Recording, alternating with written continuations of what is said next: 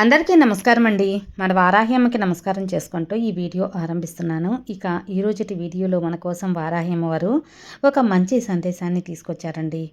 ఆ సందేశం ఏంటి అంటే, తల్లి నువ్వు నా బంగారు బిడ్డవి, నా బంగారు తల్లివి. నీ దగ్గర ఒకటి చెప్పడానికే ఇంత త్వరగా ఇంత అవసరంగా వచ్చాను. నీ కోసం ఎదురు చూస్తున్నాను, త్వరగా వింటావు కదమ్మా అని అమ్మవారు మన కోసం ఒక మంచి వాగ్దానం తీసుకొచ్చారండి.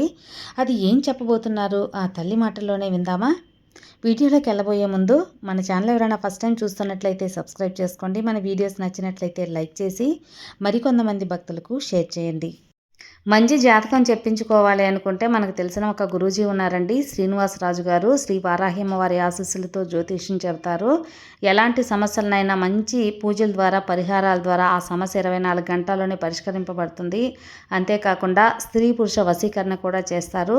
విద్య, ఉద్యోగం, వ్యాపారం, రాజకీయ సమస్యలు, సంతాన సమస్యలు, భార్యాభర్త మధ్య గొడవలు, ఇవన్నీ కూడా ప్రాబ్లమ్స్ని సాల్వ్ చేస్తారు. అంతేకాకుండా జాతకంలో దోషాల వల్ల పెళ్ళిళ్ళు ఆలస్యమవుతున్నా, ఉద్యోగం ఆలస్యమవుతున్నా, వాస్తు దోషాల వల్ల ఇంట్లో గొడవలు, డబ్బు నిలకడగా లేదు అనుకున్నా, ఇవన్నిటికి కూడా గురువుగారు చేసే మంచి పూజల ద్వారా, పరిహారాల ద్వారా మీ సమస్య అయితే కనుమరుగైపోతుంది. మీరు నమ్మకంగా ఒక్కసారి గురువుగారికి కాంటాక్ట్ చేశారంటే మీ ప్రాబ్లం అయితే తీరిపోతుంది. ఫ్రెండ్స్, నేను చెప్పించుకొని నా గురువుగారి మీద బాగా నమ్మకం కుదిరి నా ప్రాబ్లం తీరిన తర్వాతే మీకు తెలియపరుస్తున్నాను. సో స్క్రీన్ మీద కనిపిస్తున్న నంబర్కి కాల్ చేయండి, మీ ప్రాబ్లం తీర్చుకోండి. సంప్రదించవలసిన నంబర్ 9663064444. ఇక ఈరోజు వారాహి అమ్మవారు మనకు అందిస్తున్న సందేశం, నా బంగారు తల్లివి కదా నువ్వు. ఇప్పుడు నీ మనసులో నీ తల్లి నీ కోసం ఏం చెబుతున్నానో మనసు పెట్టి విను. నువ్వు నన్ను ఎంతగానో ఆరాధిస్తూ మొక్కుతూ ఈ అమ్మని తలుచుకుంటూ ఉన్నావు.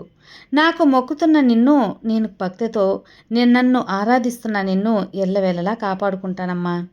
స్వయంగా నా చేతులతో నీ కళ్ళనీళ్ళను తుడిచి నా ఒడిలో స్థానం ఇస్తాను తల్లి. నీకు ఓదార్పునిస్తాను, నీ కష్టం తీర్చుతాను. ఇదంతా కూడా నువ్వు ఒకప్పుడు నన్ను అడిగినవే.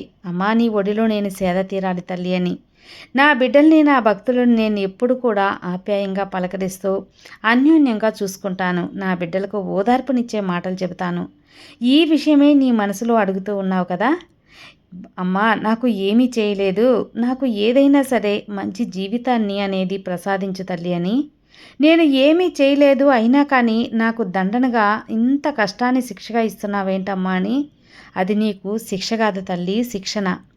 నీ జీవితాన్ని మంచి దారిలో నడిపించే శిక్షణ. నా బిడ్డవైన నువ్వు చల్లగా ఉండాలి అని నేను ఎప్పుడూ కోరుకుంటాను. నా బిడ్డలకు నేను ఎప్పుడైనా దండన ఇస్తానా? నా భక్తులు నేను శిక్షిస్తానా చెప్పు? శిక్షణ ఇస్తానమ్మా. నువ్వు నీ జీవితం అర్థం చేసుకోవాలని కొన్ని పరీక్షలు అనేవి పెడతాను. ఆ పరీక్షల్లో నెగ్గాలంటే కొన్ని పాఠాలను నేర్చుకోవాలి కదా. నువ్వు కలలో కూడా అనుకోవద్దు తల్లి, ఈ అమ్మ నిన్ను శిక్షిస్తానని. నీ మనసులో ఏదైతే ఉందో ఆ గెలుపు అంతా నీకు కల్పిస్తాను. నీ జీవితంలో జరిగేదంతా నేను దండన అనుకోవద్దు. నీకు బోధన అనుకో, పాఠం అనుకో, గుణపాఠం అనుకో. నువ్వు ఇలా ఉండకూడదు అని సరిదిద్దుకో. ఈ యొక్క వారాహి అమ్మ భక్తులైన బిడ్డలందరూ స్వచ్ఛమైన మనసు కలవారు. ఈ తల్లి నేను ఎప్పుడు నా బిడ్డలను ఆదుకుంటాను. ఎప్పుడు నిన్ను మనసులో అనుకుంటూ ఉన్నాను కదమ్మా. నా జీవితం మంచిదారిలో పెట్టు తల్లి, నేను నిన్ను ఎంతగానో మొక్కావు కదా. ఆ పనిలోనే ఉన్నాను బిడ్డ. తల్లి, ఏటిలో ఉన్న చేపలా నువ్వు తనకలాడుతున్నావు. నీ సమస్యలతో నువ్వు తనకలాడిపోతున్నావు. నువ్వు చెప్పలేని నీ దుఃఖం సమయాన్ని నేను గమనిస్తూ ఉన్నాను. దండింపబడతారు అని అపోహలో కూడా నువ్వు ఉన్నావు. కానీ నేను అందరినీ శిక్షించడం లేదు. నేను వాళ్ళకి సరి అయిన దండన ఇస్తున్నానా లేదా పాఠాన్ని నేర్పిస్తున్నానా అనేది వారి జీవితం, వారి సందర్భాన్ని బట్టి ఉంటుంది. నా దారిలోకి వెళ్ళాలని మార్చుకుంటాను. నీకు నేను చెయ్యాలని ఎదురు చూసేది ఆలస్యం అవుతున్న కారణం వల్ల నన్ను అపార్థం చేసుకుంటున్నావు. నా తల్లి నాకు, నా వారాహి తల్లి నాకు ఏది చేయలేదు అని నువ్వు అపార్థం చేసుకుంటున్నావు, పొరపాటు పడుతున్నావు. పొరపాటుగా కూడా అనుకోవడం వల్లనే నీకు ఈ ప్రశాంతత లేకుండా పోయింది. ఇప్పుడు నీకు అర్థమైంది కదా, ఇచ్చేందుకు నేను, తీసుకునేందుకు నువ్వు సిద్ధంగా ఉన్నావు అని. కానీ నీ అలజడిగా ఉన్న మనసు నీకు ఎంతగానో కష్టాన్ని అనేది రెట్టింపు చేస్తుంది. కానీ ఈ అమ్మ అనుగ్రహంతో నీకు ఎక్కడా లేని ఆనందాన్ని తెప్పిస్తాను. నా బంగారు తల్లికి ఒక ఎదురు చూడని అద్భుతమైన శుభవార్తని అందించాలని ఈరోజు నీ ముందుకొచ్చాను. నువ్వు కలలో కూడా ఊహించని ఒక శుభవార్త నీకు అందచేస్తాను తల్లి. నేను చెబుతున్న సందేశాలు, బోధనలు అన్నీ నువ్వు వింటున్నావు కదా! ఈ అమ్మ వాక్కులు, వాగ్దానాలు వింటున్నావు కదా! నువ్వు పూర్వజన్మలో చేసిన పుణ్యఫలం వల్లే నువ్వు నాకు భక్తునిగా అయ్యావు. ఈ అమ్మకు బిడ్డగా అయ్యావు. నేను చేసే లీలలు, మహిమలు, నా అద్భుతాలు, నా యొక్క దర్శన భాగ్యాలు అన్నీ నీ కళ్ళతో నువ్వు చూడగలుగుతున్నావు. నువ్వు ప్రత్యక్షంగా చాలానే వినే ఉంటావు కదా! అలాంటప్పుడు ఎందుకు తల్లి దిగులు నీకు? ఈ అమ్మ కరుణ నీపై ఉంది కాబట్టే ఈ యొక్క వాక్కు వినగలుగుతున్నావు. ఇప్పుడైనా సరే నీ మనసు కుదిరిపడిందా? నా బిడ్డవైన నీకు దిగులు, భయం అన్నీ పక్కన పెట్టి నమ్మకంతో నన్ను ఆరాధించు, నా నామాన్ని జపించు, నీకు అంతా శుభం కలుగుతుంది. దానివల్ల సకల దుఃఖాల నుంచి నీకు మోక్షం కలుగుతుంది. ఇంకా చెప్పాలంటే ఈ అమ్మ అనుగ్రహం నీకు పరిపూర్ణంగా పొంది కష్టాల నుంచి విమోచనం అనేది కలిగిస్తాను. మోక్షం అనే తలుపు నీకు తెరుస్తుంది. కష్టాలన్నీ తీరిపోతాయమ్మా. నీ అప్పుల బాధలన్నీ కూడా తీరిపోతాయి. ఈ అమ్మ కృప వల్ల, నా వల్ల నీకు అన్నీ కూడా శుభాలే జరుగుతాయి ఇక నుంచి. అంటే నీ కష్టాలు అంతా తీరబోతుంది అనే అర్థం. నీ అప్పుల బాధ తిరిగిపోతుంది అనే అర్థం. ఇప్పుడు నా పరిశుద్ధమైన నా యొక్క బిడ్డ కోసం ఒక మాట చెబుతున్నాను. నేను అన్ని కష్టాలు తీర్చి నీ సమస్యలను తొలగించి అది ఒక్క రూపాయి కూడా నువ్వు అప్పు లేకుండా చేసి నీ మనసులో ఉన్న కోరిక నెరవేరుస్తాను. నువ్వు నా దగ్గర కోరిన అన్నిటినీ జవిది ఇస్తాను తల్లి. నా బిడ్డ కష్టకాలంలో త్వరగా తీరబోతుంది. అంతవరకు వీటిని తలుచుకుంటూ ధైర్యంగా ఉండు. ఈ అమ్మని తలుచుకుంటూ ఉండు. నీ శక్తి స్వరూపిణి శక్తి అనేది నీకు అందచేస్తాను. ఈ వారాహి బిడ్డవైన నువ్వు ఎప్పుడు కూడా భయం అనే దానికి తలవంచకూడదు. నా బిడ్డవే కదా. అప్పటి వరకు ఈ అమ్మ మీద నమ్మకంతో ఎదురు చూడు. నా మీద నమ్మకం ఉంటే ఎప్పుడు కూడా నీ జీవితం తేజోమయం చేస్తాను. ఈ అమ్మ దయ ఉండగా నీకు ఏది కూడా జరగదు అన్న మాటే లేదమ్మా.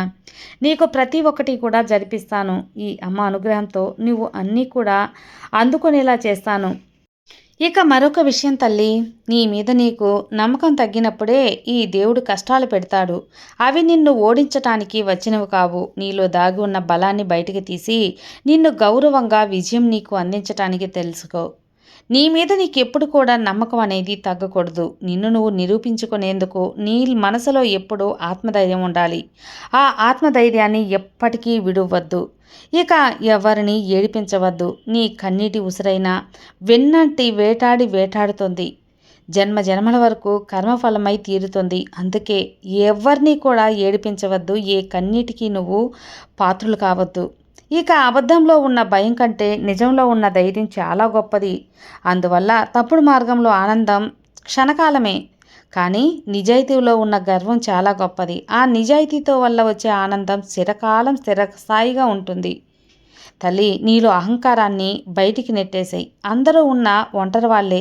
నువ్వు అలా అందరినీ అనే భావించవద్దు. ఈ జగమంతా నీ కుటుంబమే. కానీ ఎవరు మంచివారు, ఎవరితో స్నేహం చేయాలి, ఏ సందర్భంలో ఏం మాట్లాడాలి అని నువ్వు తెలుసుకున్నప్పుడు మాత్రమే నీ జీవితం ఆనందమయంగా ఉంటుందమ్మా. మరి నువ్వు బాధ పెడితే ఓదార్చేవాళ్ళు కొందరు, నువ్వు బాధ పెడతామా అని ఎదురు చూసేవాళ్ళు మరికొందరు. నీతో బంధం లేకపోయినా నీ ఆనందం తమ ఆనందంగా భావించేవాళ్ళు చాలామంది తక్కువగా ఉంటారు. 100కో 1,00,00,000కో. అలాంటి వారిని ఎప్పటికీ వదులుకోవద్దు. ఎంత కష్టం వచ్చినా వారిని దూరం చేసుకోవద్దు. బిడ్డ, డబ్బు లేని వ్యక్తికి సమాజం విలువ అస్సలు ఇవ్వదు. ఓడిపోయిన రాజుకు ప్రజలు విలువ ఇస్తారా? ఇవ్వరు కదా. అదేవిధంగా పళ్ళు లేని చెట్లకి పక్షులు కూడా కూర్చోవమ్మా. అలాగే ప్రపంచంలో అందరూ వారి వారి స్వలాభాన్నే చూసుకుంటారు. అందరూ స్వార్థపరుడే. ఎప్పటి వరకు మన నుండి ఎదుటి వారికి లాభం ఉంటుందో అప్పటి వరకే వారి దగ్గర మనకు విలువ ఉంటుంది అని తెలుసుకో. ఆ విలువను నువ్వు కాపాడుకో. ఈ అమ్మ మాటలన్నీ కూడా మనసు పెట్టి ఉన్నావు కదా. ఇక ఆఖరిగా ఒక్క మాట తల్లి, నిన్ను తక్కువ చేసి మాట్లాడినప్పుడు మౌనంగా ఉండటం, తిట్టినప్పుడు కోపాన్ని చూపించడం, పొగిడినప్పుడు గర్వంతో విర్రవీగా ఉండటం, ఎప్పుడు కూడా వీటిని దూరంగా చేసుకో. నువ్వు నేర్చుకున్న ప్రతిదీ నేను ఒక్కొక్క మెట్టు పైకి చేరుస్తాయి తప్ప ఎప్పటికీ కింద పడేలా చేయవు. కాబట్టి నువ్వు ఇంకా ఇంకా నేర్చుకుంటూనే ఉండు. నీకు అంతా మంచే జరుగుతుంది. ఈ వారాహ్యమ్మ అండ ఉండగా నీకు దిగిలెందుకు చెప్పు. సర్వే జన సుఖినో భవంతు. జై వారాహి.